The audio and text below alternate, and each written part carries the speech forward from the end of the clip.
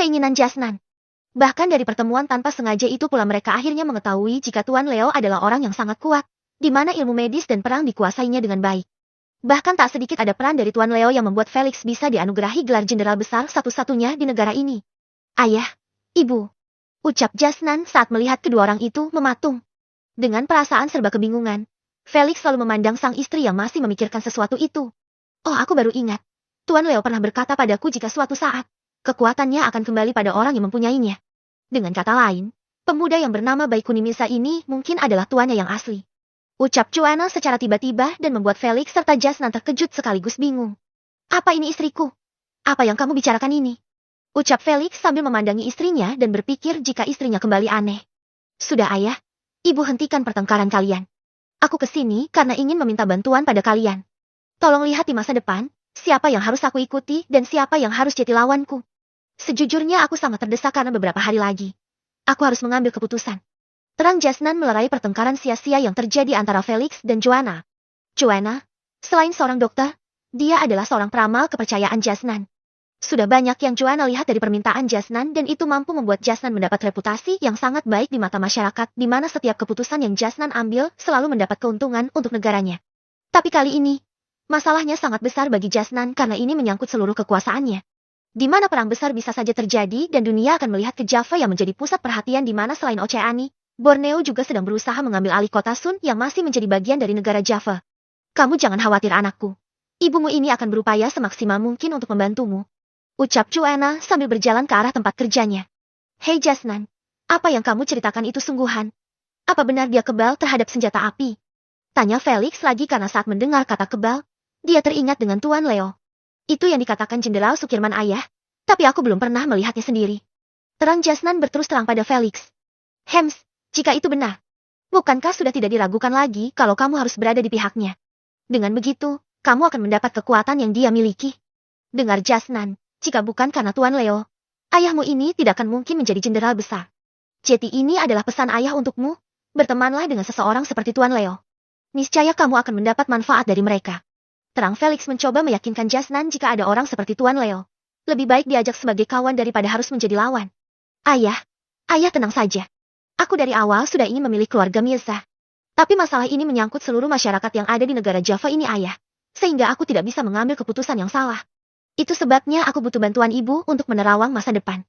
Karena aku sangat yakin dengan kemampuan ibu di mana aku sendiri sudah merasakan dampaknya ayah. Berkat bantuan ibu aku bisa sampai sejauh ini. Terang Jasnan pada Felix. Baiklah jika kamu sudah mengerti. Yang penting sekarang, kamu harus melakukan yang terbaik untuk negara ini. Apalagi masa jabatanmu hanya tinggal 2 tahun lagi sehingga jangan sampai kamu menodai prestasi yang telah kamu bangun ini. Oh ya, ngomong-ngomong, di mana putri kecilku? Kapan dia kemari? Sudah lebih dari 5 tahun dan dia tak pernah mengunjungi kami. Ucap Felix sedikit sedih karena dia sudah lama merindukan cucunya, Rosella. Ayah jangan khawatir. Setelah dia menyelesaikan studinya, dia akan langsung ke sini. Tinggal beberapa minggu lagi dan dia. Ucapan Jasnan terhenti saat mengingat jika putrinya sedang menempuh pendidikan di Oceani. Kurang dari 2 bulan lagi, Rosella akan menyelesaikan studinya dan dia akan pulang ke Java. Hanya saja, saat mengingat jika sedang terjadi konflik antara Java dan Oceani membuat Jasnan terkejut.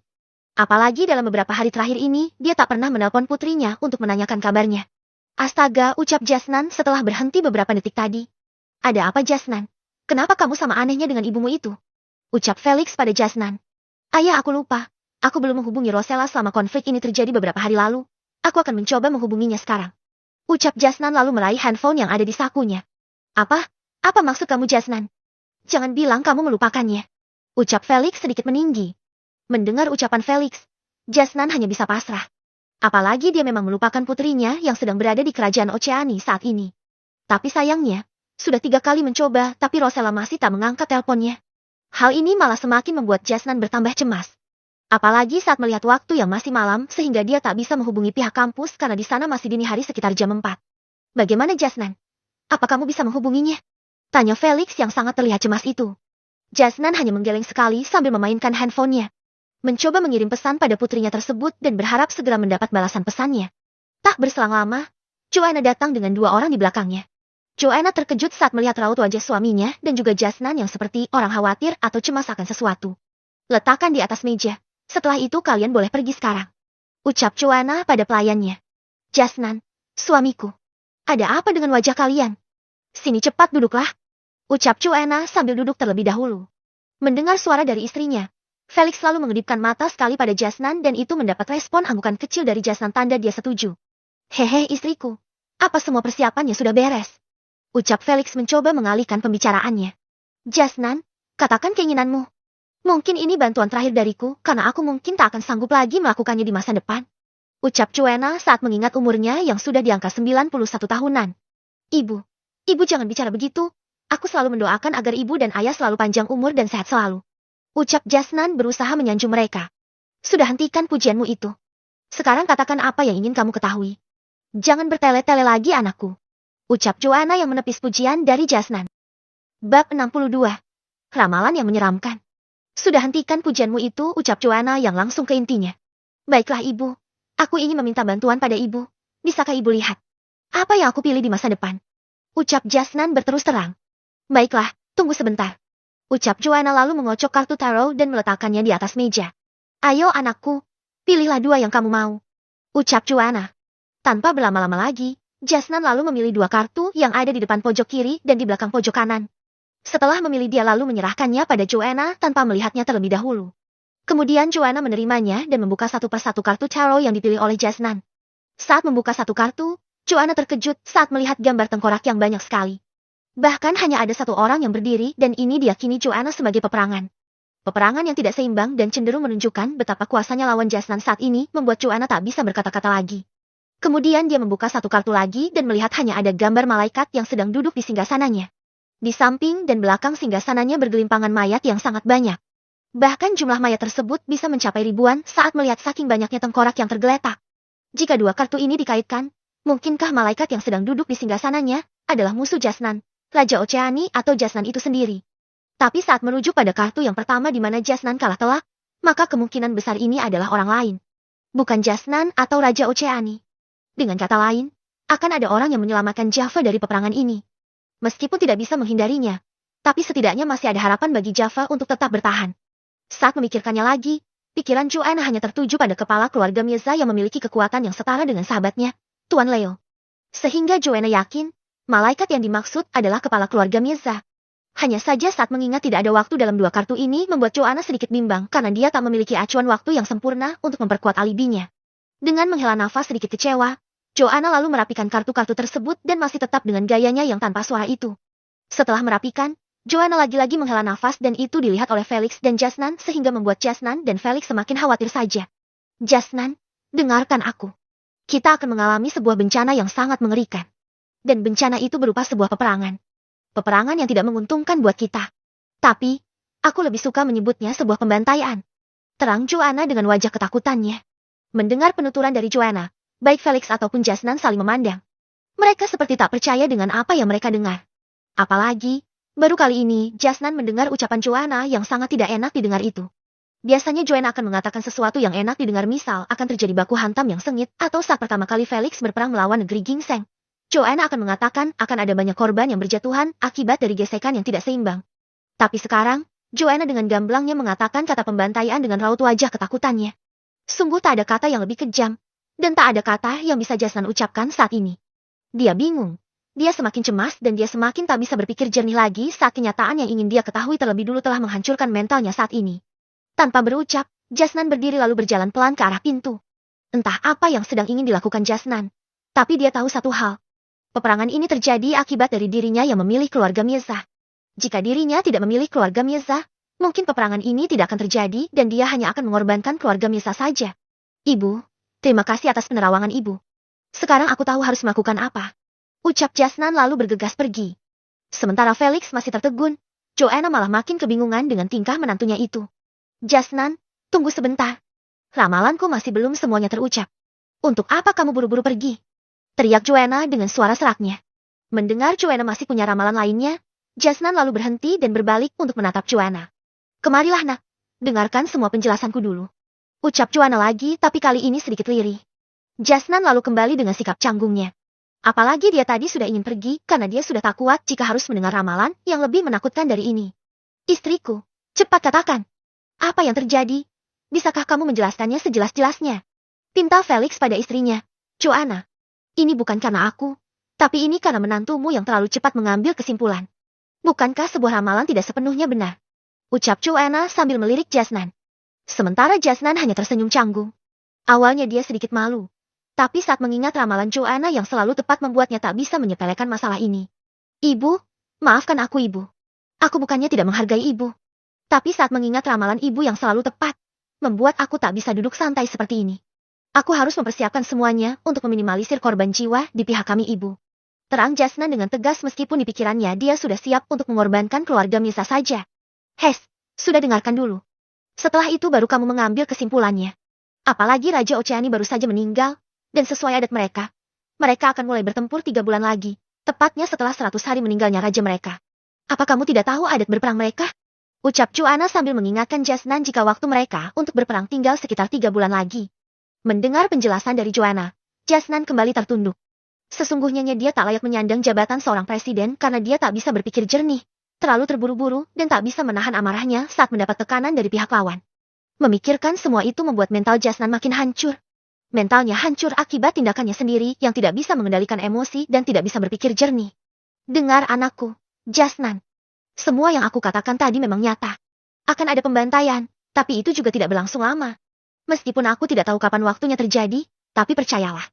Akan ada di mana seseorang yang akan menyelamatkan negeri ini. Orang itulah yang ada di ramalanku. Seorang malaikat yang akan duduk di singgasananya dan mendapat perhatian dari seluruh dunia. Aku harap kamu mengerti dan bisa memutuskan jalan mana yang ingin kamu putuskan. Ingatlah ini anakku. Tidak ada kedamaian tanpa perjuangan. Bab 63.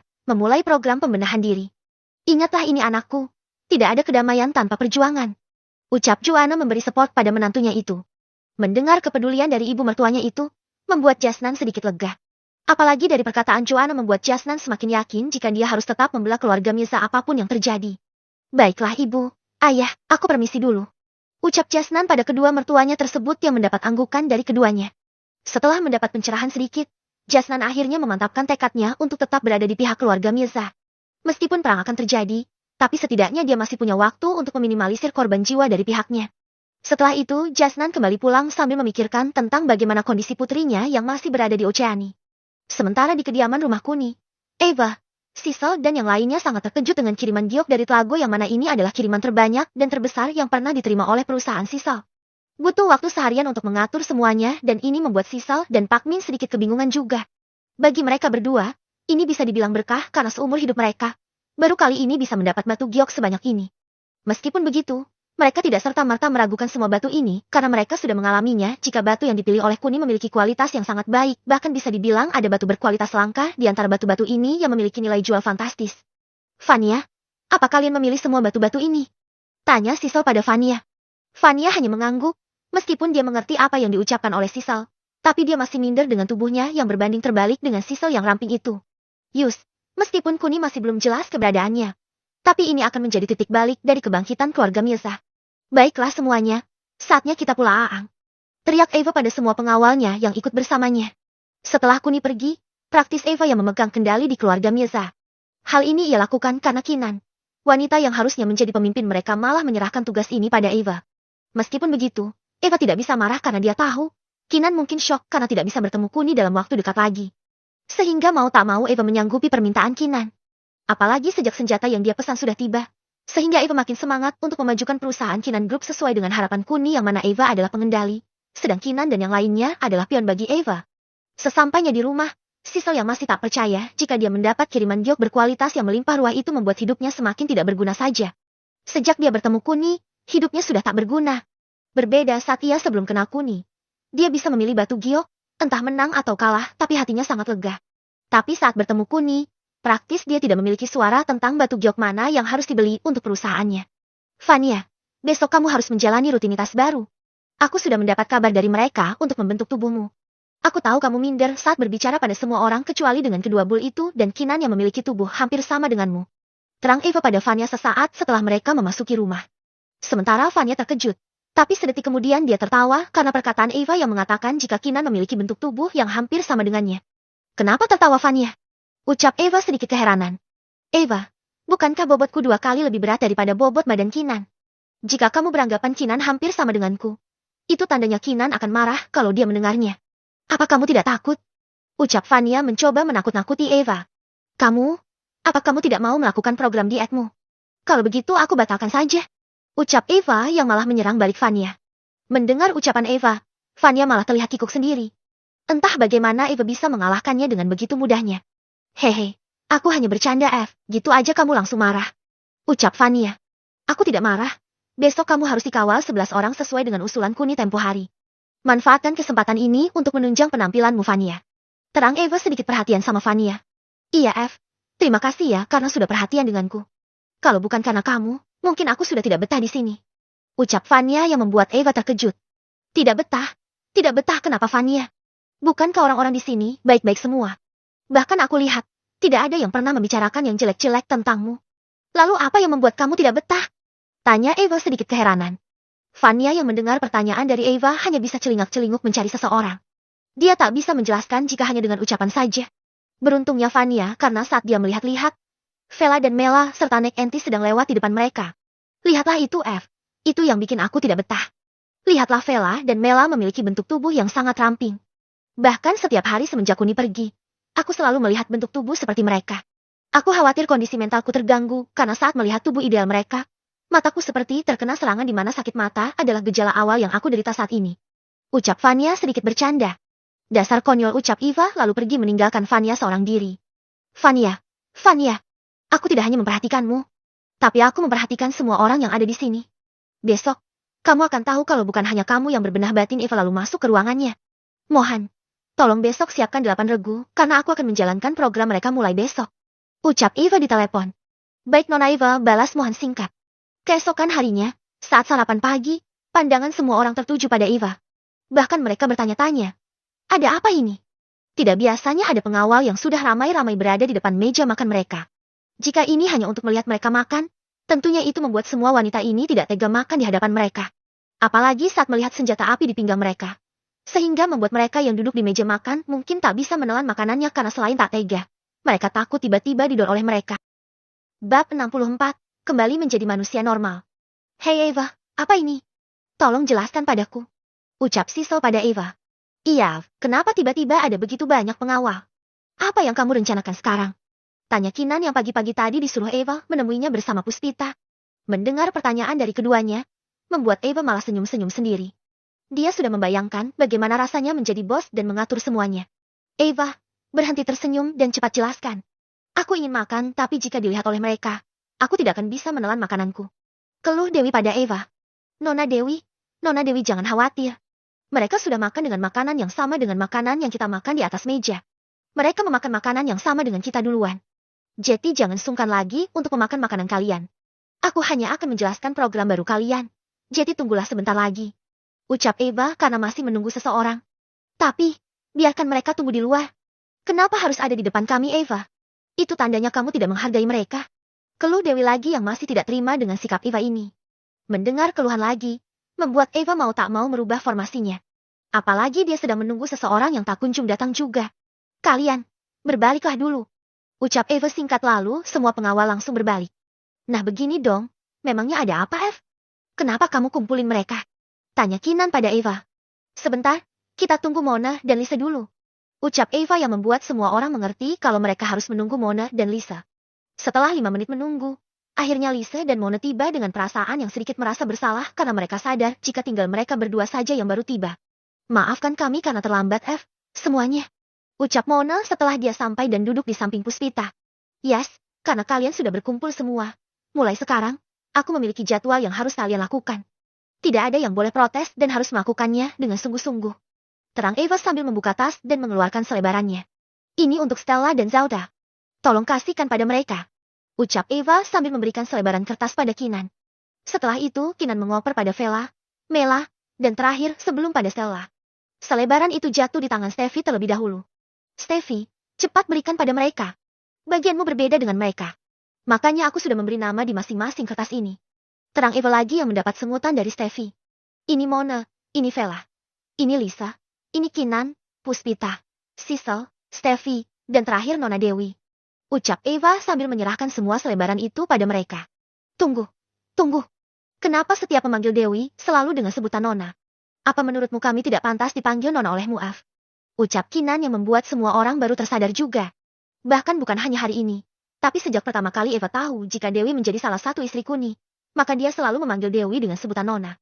Mendengar keluhan dari Kinan, lagi-lagi membuat Eva terkejut. Dia kira sebutan Nona bagi Dewi adalah hal yang wajar. Karena selain Dewi berasal dari keluarga terpandang, hubungannya dengan Dewi tidak sedekat saat bersama Sisal dan kedua putri kerajaan sehingga Eva sedikit segan dengan Dewi. Iya Eve, bukankah Stella dan Zelda juga pantas disebut Nona? Dan aku, apakah aku tidak pantas juga?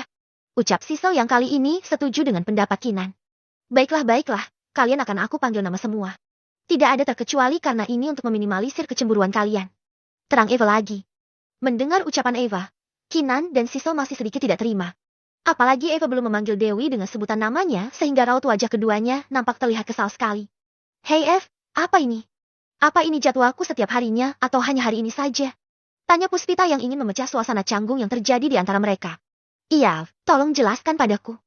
Apa ini salon? Senam? Perawatan? Apa kamu ingin mengatur hidup kami? Tanya Sisal yang sangat terlihat tidak suka itu. Berhenti mengeluh dan lihatlah dengan seksama. Aku akan menjelaskannya pada kalian. Ucap Eva sambil membuka laptopnya. Sementara semua orang sedang membaca secara rinci. Vanya sangat terkejut mengetahui jadwalnya yang hanya memiliki satu acara saja. Eva, ini. Ucap Vanya sambil menunjukkan kertasnya pada Eva. Vanya, mulai hari ini kamu akan tinggal di asrama perusahaan. Kamu jangan khawatir karena akomodasimu sudah ditanggung oleh perusahaan. Kamu yang serius saat menjalani program dietmu. Terang Eva pada Vanya. Stella dan Zelda, kalian berdua akan kursus bahasa Jave ditemani oleh pelatih kalian. Mona, Vela dan Lisa. Kalian harus tepat waktu untuk pergi ke perawatan salon sesuai jadwal. Jangan sampai terlambat. Dan sisanya sesuai dengan jadwal. Dewi. Dia akan sering berada di rumah ini untuk menjaga nenek. Dan kalian juga punya waktu sendiri untuk bersama nenek Entis. Semua orang kecuali Vanya yang akan tinggal di asrama perusahaan. Apa kalian mengerti? Tanya Eva pada semua orang.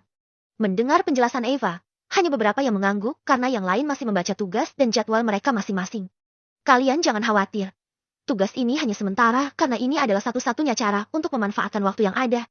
Kalian harus membenahi diri kalian karena kalian adalah Nona Mirza. Dan kalian wajib ditemani oleh 11 orang saat melakukan aktivitas kalian. Apa kalian mengerti? Terang Eva yang membuat Kinan dan Vanya kembali teringat dengan Kuni.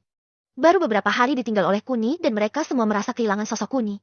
Apalagi wanita yang sudah disentuh oleh Kuni pasti merasa jauh lebih kehilangan lagi. Sementara Eva sudah memulai program untuk semua istri-istri Kuni di tempat lain.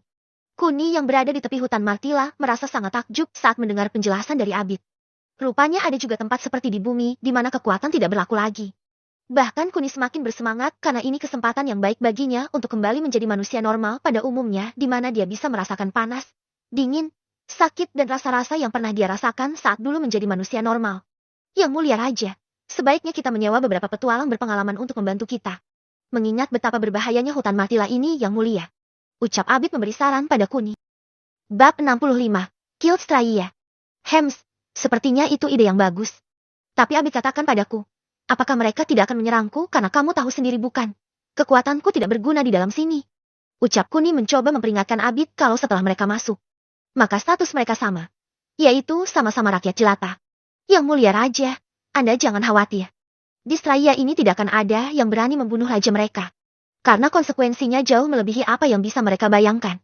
Selain itu, meskipun Anda sudah masuk dan memiliki status yang sama dengan mereka.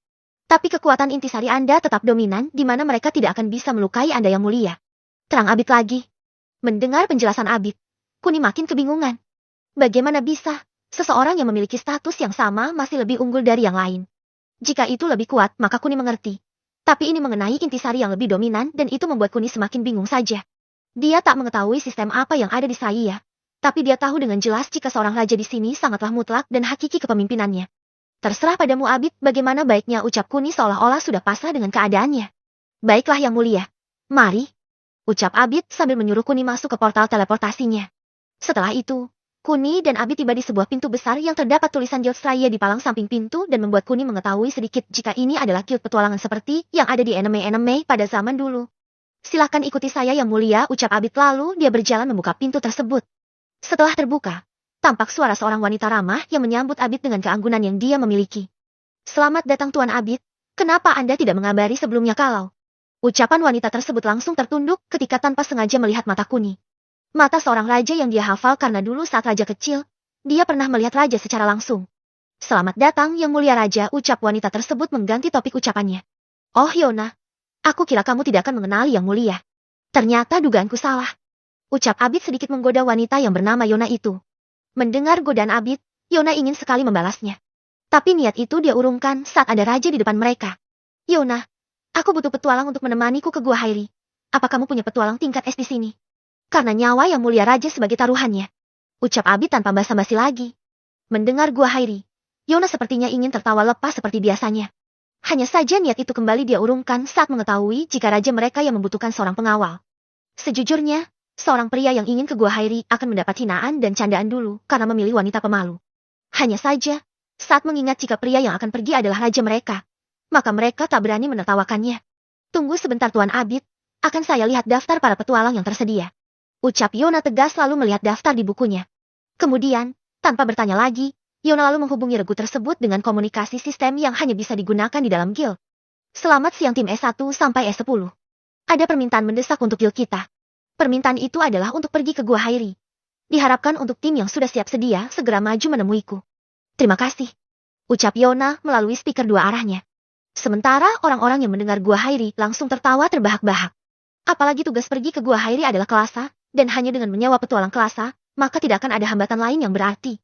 Yona, sejak kapan Gua Hairi dikerjakan oleh tingkatan kelas S? Apa tingkatan kelas A kosong dan tidak ada tim yang menganggur sekarang? Hahaha. Iya Yona, berhenti bergurau. Buatlah pengumuman untuk tingkat A saja. Hahaha. Timpal regu lainnya sambil tertawa terbahak-bahak. Oh, JT Markus dari tim S7 dan Angel dari tim S9. Aku akan mengingat nama tim kalian. Ucap Abid santai dan itu tentu mengejutkan semua orang yang mendengarnya. Sedikit penjelasan. Di Guild Straya, ada 5 tingkatan kelas yang terdiri dari kelas D, C, B, A, dan S. Tingkatan yang paling tinggi adalah kelas S dan hanya ada 10 tim saja. Sedang di kelas A ada 50 tim. Kelas B ada 100 tim. Kelas C ada 150 tim dan yang terakhir D ada 200 tim. Setiap tim memiliki anggota sebanyak 5 orang dan tidak boleh kurang atau lebih dari 5.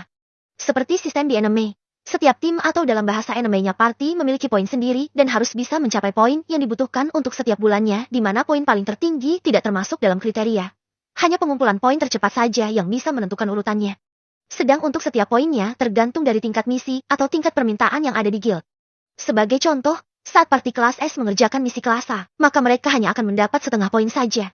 Begitu pula sebaiknya, jika party kelas A mengerjakan misi kelas S, maka dia akan mendapat poin 2 kali lipat. Contoh matematikanya saja. Party kelas A mengerjakan misi tingkatan A, maka dia akan mendapat poin 100. Tapi jika party kelas S mengerjakan misi kelas A, maka hanya akan mendapat poin 50. Begitu pula sebaliknya, jika party kelas A mengerjakan misi kelas S, maka party tersebut akan mendapat 200 poin. Sedang untuk masing-masing poin yang bisa mereka dapatkan sesuai dari kelas mereka, adalah 50 poin, 100 poin, 200 poin, 500 poin, dan 1000 poin untuk tingkatan kelas S. Itu sebabnya party kelas S sangat enggan sekali mengerjakan tingkatan kelas A karena perbedaan poinnya yang hanya seperempat itu. Kembali ke cerita. Oh, Tuan Abid. Bagaimana Anda bisa ada di sana? Bukankah tidak ada kabar yang menyebutkan jika Anda akan datang kemari? Ucap Markus saat mendengar suara Abid. Sementara Abid sedang berdebat, Kuni yang menyadari jika Straya tidak berbeda jauh dengan yang ada di bumi membuatnya makin penasaran saja. Bukankah Straya adalah kota yang sangat maju? Tapi sumber daya manusianya tak berbeda jauh dengan apa yang ada di bumi di mana jika ada yang lebih menguntungkan, maka mereka akan memilih yang menguntungkan itu. Markus, ini bukan permintaanku. Tapi ini permintaan dari Yang Mulia Raja. Bab 66. Tolong pukul aku. Markus, ini bukan permintaanku. Tapi ini permintaan dari Yang Mulia Raja. Ucap Abid yang sangat mengejutkan mereka. Yang Mulia Raja batin Markus karena dia tak mendengar raja mereka telah kembali. Sementara Markus tertegun, Edgar dan tim party yang lain bergegas menuju ke ruangan Yona. Selain karena penasaran dengan raja mereka juga ingin sekali meminta maaf dan bersedia menemani sang raja meskipun tanpa dibayar. Ada 4 tim party yang ada di dalam guild tersebut. Tim party S4, S5, S7, dan S9. Hanya 3 party yang langsung menghadap. Sementara Markus masih tertegun. Markus mari pergi, ucap rekannya saat mengetahui semua party sudah lebih dulu menemui raja mereka. Selamat datang kembali raja. Perkenalkan saya Raja dari S4. Ucap Raja pada Kuni. Saya Malvin dari S5 yang mulia, ucap Malvin. Selamat datang yang mulia, maafkan atas kelancangan saya. Saya Edgar dari S9 yang mulia. Ucap Edgar sedikit gugup kali ini. Yang mulia, tolong maafkan kebodohan saya. Saya Markus dari S7. Ucap Markus sambil berlutut karena dia bersikap arogan tadi. Melihat semua menyapanya, membuat Abid sedikit sombong kali ini. Hanya saja hal tak terduga terjadi di mana Kuni yang notabene seorang raja, justru bersikap seolah-olah dia adalah rakyat jelata sama seperti mereka. Ada apa dengan kalian?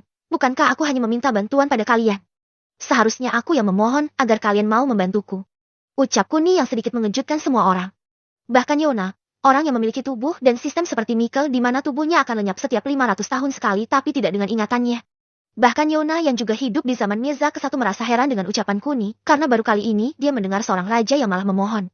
Berbeda dengan raja-raja sebelumnya yang lebih cenderung memerintah dan itu lebih wajar ketimbang memohon seperti apa yang dilakukan oleh Kuni. Maafkan kami yang mulia. Kami tidak bermaksud untuk melawan perintah Anda. Kami bersedia membantu Anda tanpa dibayar sekalipun. Ucap Markus yang berlutut sambil memohon ampun pada Kuni. Tim parti lainnya juga ikut berlutut, meskipun mereka tidak searogan Markus. Tapi mereka sadar jika konsekuensinya itu sama saja bagi mereka, di mana satu parti yang berbuat, maka seluruh kelas yang akan menerima dampaknya. Melihat semua orang berlutut, Kuni yakin jika ucapannya disalahartikan oleh mereka. Kuni memang benar-benar meminta bantuan pada mereka, karena dia paham betul jika 2 jam di Seraya sama dengan 1 hari di bumi. Itu sebabnya dia mengikuti saran Abid agar tidak terlalu lama di sini. Apalagi saat mengingat, dia sudah 6 jam lebih di sini sehingga dia sudah melewati 3 hari waktu di bumi. Sudah, hentikan omong kosong kalian. Berdiri dan cepat kita berangkat. Ucap Kuni sedikit tegas dan kali ini keempat tim parti itu berdiri di belakang Kuni tanpa berkata apa-apa lagi. Abid, ayo kita berangkat. Ucap Kuni lirih dan lagi-lagi membuat mereka kembali terkejut. Apakah ia benar-benar seorang raja batin Markus karena dia tak pernah menemui raja yang kalem seperti dia? Sesampainya di pintu masuk hutan Martila, Kuni yang sudah tak sabar lalu melangkahkan kakinya, diikuti oleh Abid dan ke-20 orang lainnya. Abid, tolong pukul aku. Ucap Kuni pada Abid. Mendengar permintaan Kuni, Abid tentu saja terkejut. Dia tak mempercayai telinganya saat mendengar permintaan Kuni yang sedikit aneh itu. Yang mulia, ucap Abid dengan tatapan tak percayanya. Sudah lakukan permintaanku, ucap Kuni datar. Mendengar ucapan Kuni, Abid yang tak berdaya lalu memukul Kuni dengan pelan dan lembut. Hal itu membuat Kuni menatap Abid dengan perasaan aneh sekali. Abid, apa kamu seorang laki-laki? Ucap Kuni mempertanyakan kekuatan Abid. Mendengar keluhan Kuni, Abid seperti tersambar petir. Apakah tadi aku memukulnya terlalu keras? Batin Abid yang salah mengartikan ucapan Kuni lagi. Yang mulia, mohon maafkan aku. Aku akan melakukannya dengan lebih pelan lagi nanti. Ucap Abid.